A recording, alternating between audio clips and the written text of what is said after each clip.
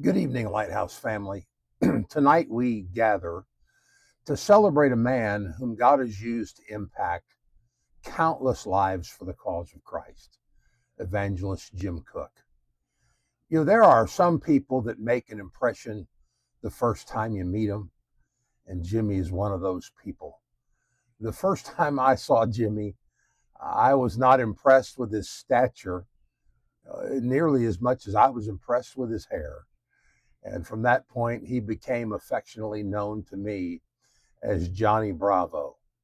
And his hairstyle is almost as recognizable as his voice. It's impossible not to smile when Jimmy Cook walks into a room because behind that unforgettable hair is something far more memorable, a man whose heart belonged completely to Jesus Christ. Jimmy always understood that ministry isn't about appearances, although he always wanted to look his best, but it's about obedience. One of the greatest privileges that I have had in my ministry is traveling with Jim to Africa alongside our dear friends, Pastor Jerry Bowen and Pastor Steve Smale. We ministered with two national pastors there, Jeffrey Baliba and Tomo Macabero, who many of you know. And if you've ever been on a mission trip, you know that God often teaches you more through the journey than through the destination. When I realized that we take a lot of things for granted here in America, other places not so much. One of those things is water. Most of us here simply turn on a faucet. We never think twice about taking a drink of clean, clear water. But traveling in Africa teaches you quickly that clean water is precious. Every drop mattered, and it made you appreciate things that you'd taken for granted all of your life. And really, in many ways, that becomes a picture of Jim's ministry. Because just as clean water refreshes a thirsty body, Jimmy faithfully carried the water of life to thirsty souls.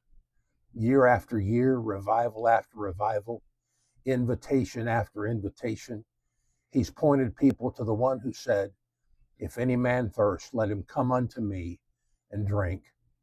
Really, perhaps my favorite memories are the opportunities that we had to preach together there at Lighthouse.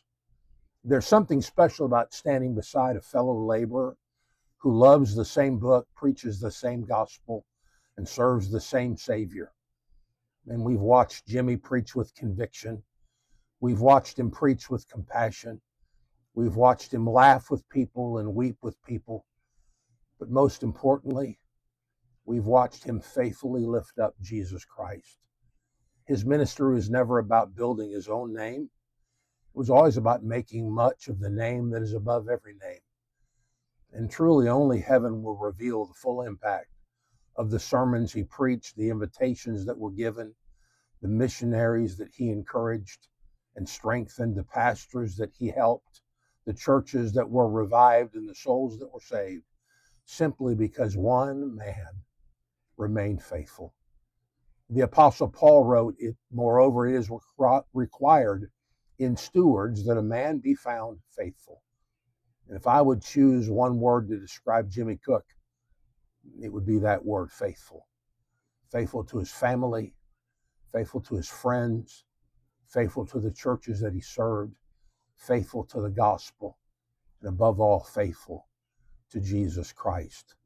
Jim, I want to thank you for every mile you've traveled, every stranger bed you've slept in, every sermon you have prayed over and prepared and preached with passion, every soul that you have pointed to Jesus Christ, every friendship like mine that you have invested in. Thank you for showing us that great legacy isn't fame or success or recognition. It's simply finishing your course well. May God continue to bless you and Bobby and strengthen you until the day you hear those wonderful words. Well done, thou good and faithful servant. Jimmy, I love you, man. I wished I was there to celebrate with you. But tonight we don't just celebrate the man, we celebrate the faithful God who has worked through your life for the glory and the furtherance of the gospel. Jimmy, congratulations, and may the Lord richly bless you.